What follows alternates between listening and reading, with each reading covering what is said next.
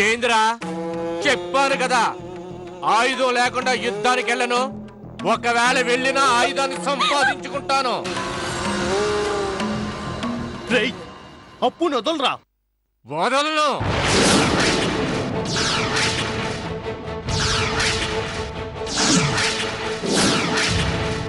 పోలీసులు వచ్చేలోపు నన్ను ఊరి పొలిమేర దాటించాలి.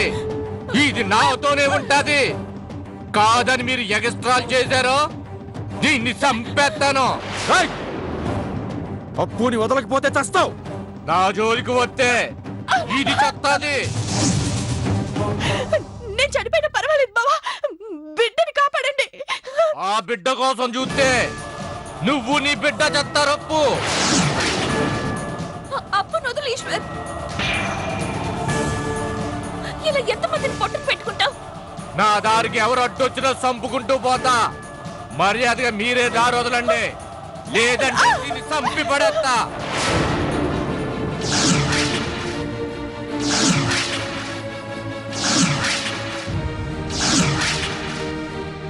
విన్ని వెళ్ళనీకు బావా, నన్ను పొడిచినా పర్వాలేదు. పోలీసులు వచ్చే వరకు విన్నాపో. బిడ్డని కాపాడు బావా.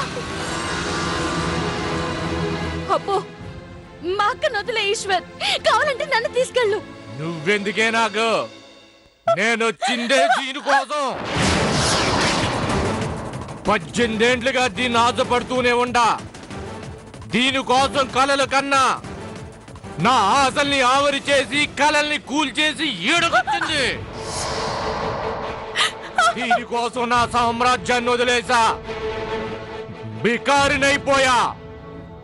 నాయన చచ్చినా చూడ్డానికి పోలే, నన్ను చూడ్డానికి వచ్చిన నాయనమ్మని చంపుకున్నా. నా కోసం పోలీసులు వెతుకుతున్నా, ప్రత్యర్థులు వెంటాడుతున్నా, గుండె నిప్పురం చేసుకుని ఈడేమన్నా. ఓ ఆడదాని కోసం ఏ మగాడింత చేస్తాడు? ఏ మగాడింత దిగజారుతాడు? నేను ఆస్తుల కోసం రాలా, పదవుల కోసం రాలా, ప్రేమ కోసం వచ్చినా. ప్రేమించడం తప్ప? పెళ్ళైన ఆడదాన్ని ఏ మగాడు ప్రేమించడు ఈశ్వర్. నేను ప్రేమించినప్పుడు దీనికి పెండ్లి కాలే. నువ్వే నా నుంచి తప్పించి ఆడికిచ్చి పెండ్లి చేసినావు. ప్రేమించిన ఆడది చేస్తే దానికి చిహ్నంగా సమాధి కట్టిన మగాన్ని షాజహాన్ అంటున్నారు, ఆ సమాధిని తాజ్మహల్ అంటున్నారు. నేను ప్రేమించిన ఆడదానికి పెండ్లైతే దానికోసం నేను వస్తే నన్ను క్రిమినల్ అంటారా?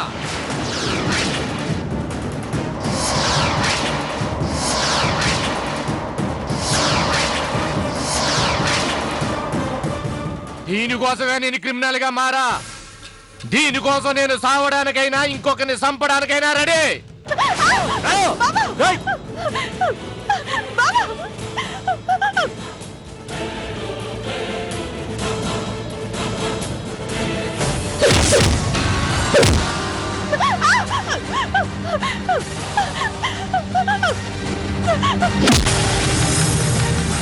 అబ్బో నువ్వు వెళ్ళిపో, వెళ్ళపో.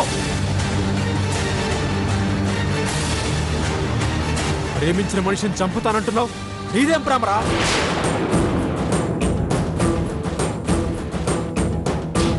రాయ్, నా ఒంటి మీద చెయ్యేసినోడ్నే క్షమించలేదు. నువ్వు కాలేసినావు కాటికే.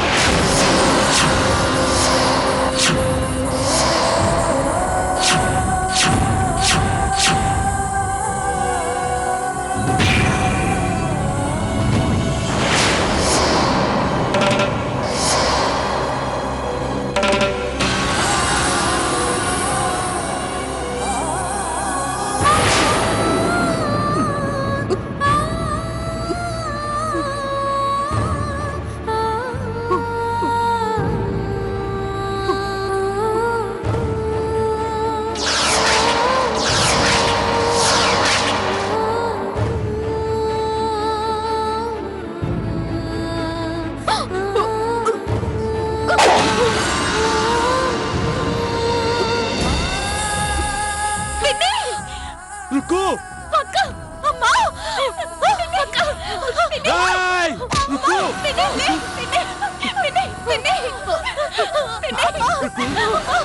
రుకు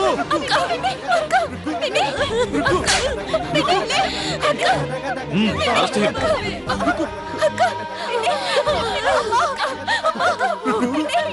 రుకు రుకు రుకు ఏయ్, వదండి. నన్ను అరెస్ట్ చేస్తున్నారు. నువ్వే ఈశ్వరని రుజువైందిరా. దానికి సంబంధించిన డిఎన్ఏ రిపోర్ట్స్ అన్ని మా దగ్గరున్నాయి. ఇన్నాళ్ళు మా కళ్ళు గప్పి తిరిగావు. పదరా జైలుకి.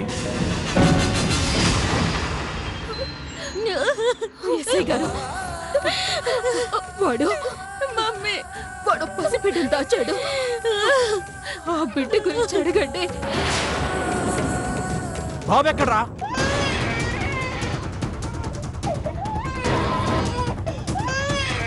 కానిస్టేబుల్, పైన పిల్లాడు ఏడు వినిపిస్తోంది. వెళ్ళి చూడు. Yes sir. అతయ్య రుకు, అతయ్య రుకు, అతయ్య మావయ్య పద హాస్పిటల్ తీసుకెళ్దాం. రుకు నన్ను కాసేపు ఇలాగే ఉండనివ్వండి. బాబు బాబు బాబు చూడా బాబు. సార్, బాబుని పైగా దాచిపెట్టాడు సార్. బాబు దొరికాడా? మహేష్, అతయ్య నీ మీద ఏ కేసు లేదురా?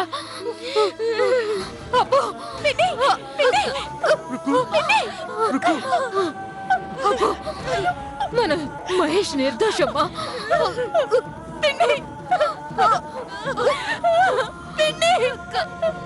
ఎస్ఐ గారు, వాడి ఈశ్వర్ చాలా పాపాలు చేశాడు.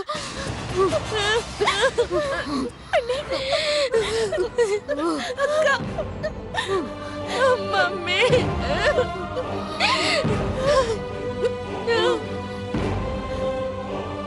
నా పెద్ద కూతురు అబ్బోనే 18 ఏళ్ళుగా ఎరాస్ చేశాడు.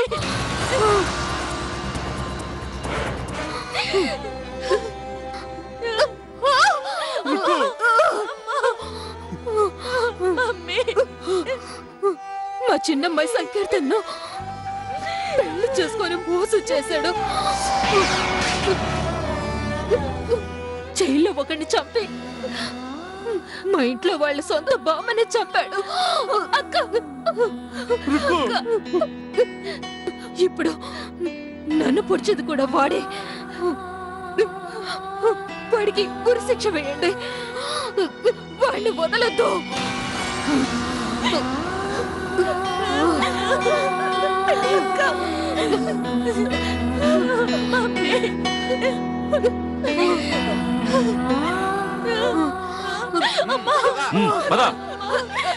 ఇప్పుడు వెళ్తున్నానని సంబరపడకండి.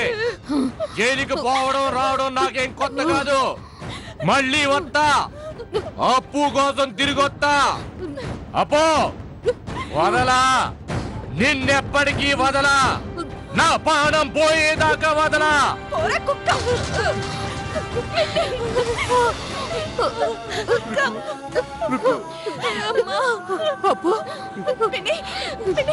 జాగ్రత్త అమ్మా, వాడు మళ్ళీ వస్తాడు.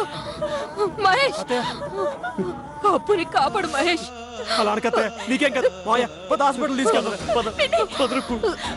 లేదురా, నాకు తెలుస్తుంది నేను బతకను.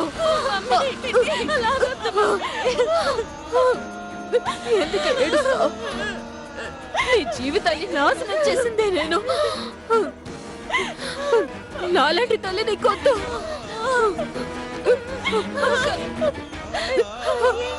మాటలు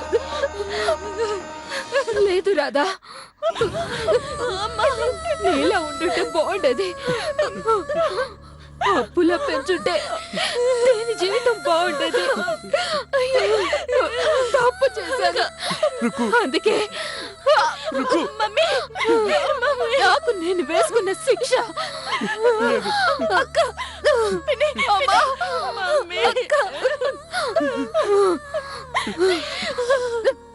నేను బతకడానికి అర్హురాలి కాదు.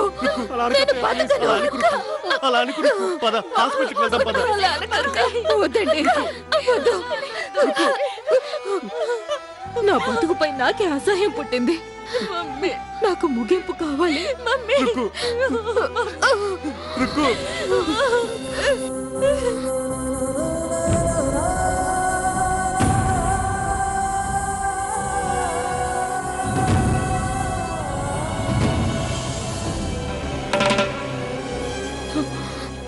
మిమ్మల్ని ఏనాడు సుఖ పెట్టలేదు.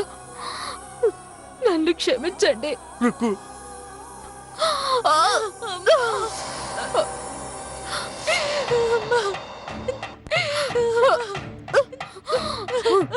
రాధా, చెప్పక్క, నన్ను క్షమించమ్మా. మా ఇంటి శాపాన్ని మాపడం కోసం చిన్న పిల్లగా ఇంటికి వచ్చా.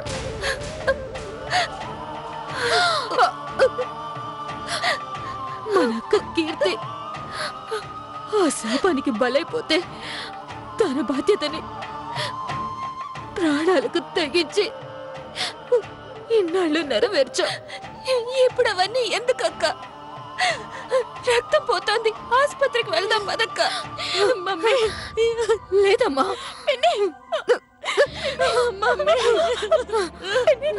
నేను బతకను.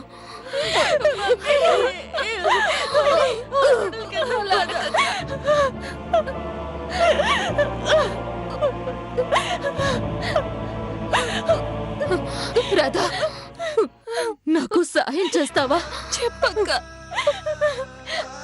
ఆ రోజు కీర్తక్క పసిబిడ్డగా ఉన్న అప్పుని నీకు అప్పచెప్పింది. ఈరోజు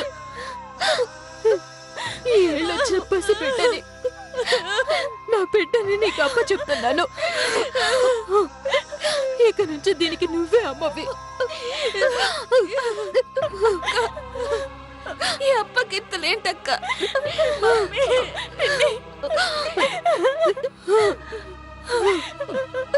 ఏడవకమ్మా, పిన్ని నాకన్నా మంచిది. నేను గుండెల్లో పెట్టుకొని చూసుకుంటుంది. అక్క, మీ నాన్న ఇంకా మంచివారు. నేను కంటికి రెప్పలా చూసుకుంటారు. మీ అక్క అప్పు నీపై ఈగ వాలనివ్వదు. మీ బావ మహేష్ నీకు తోబుట్టులా అండగా ఉంటాడు.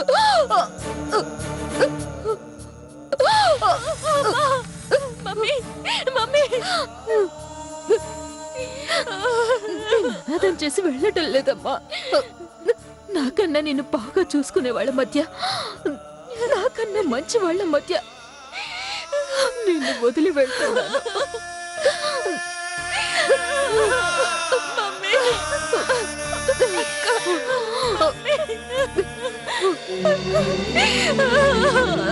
మమ్మీ జీవితంలో ఎప్పుడు ఏడవలేదు. ఈ సమయంలో నన్ను ఏడిపించకు. ఏమండి,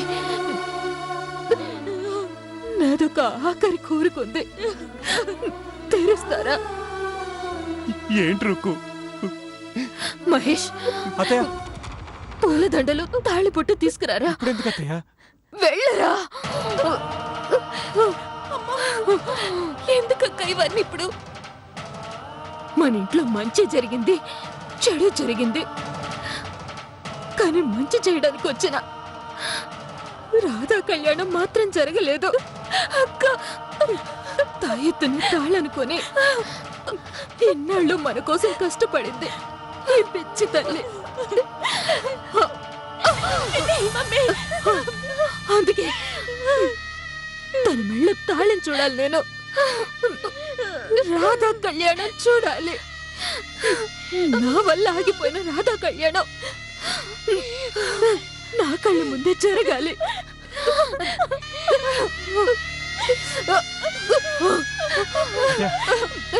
అత్తయ్య దుఃఖేష్వనుద్విగ్నమనా ఏమండి? సుఖేషు విగత స్పృహః రాధ మెళ్ళో కట్టండి.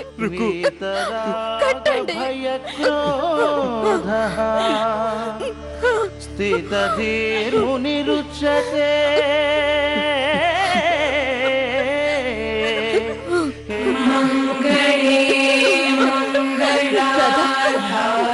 ఏడవకమ్మా, జరుగుతుంది నీ కళ్యాణం, రాధా కళ్యాణం. ఏమండి? కట్టండి.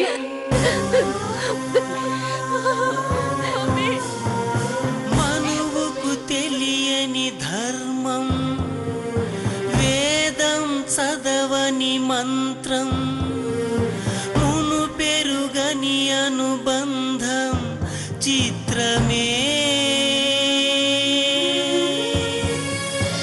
అగ్నికి తోచని సాక్ష్యం, గతిమాలిన మాంగళ్యం, కన్నీళ్లకు కళ్యాణం చిత్రమే.